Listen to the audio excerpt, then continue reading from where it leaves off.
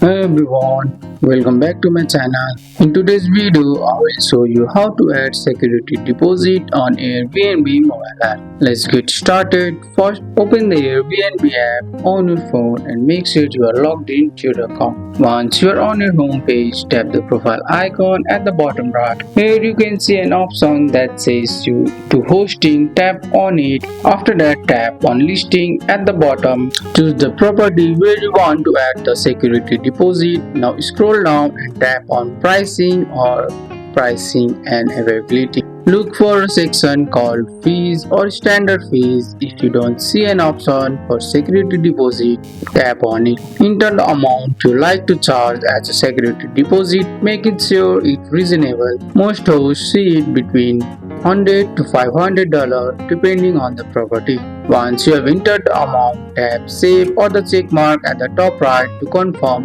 the change. And that's it. You have now added a security deposit to your listing using the Airbnb mobile app. That's all for today's video guys. I hope you guys like this video.